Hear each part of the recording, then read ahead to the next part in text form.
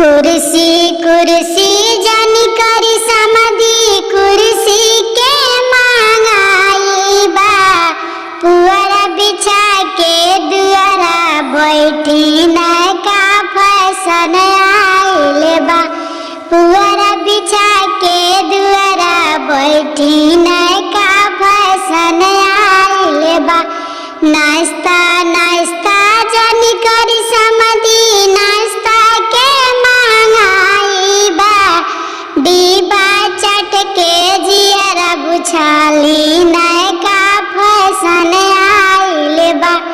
ठोंगा चट के जियरा बुझाली नैका फैशन आइल बा खाना खाना जानी करी समाधि खाना के मांगाई बा बोतल चाट के जियरा बुझाली नैका फैशन आइल बा बोतल चाट के भूख मिटाली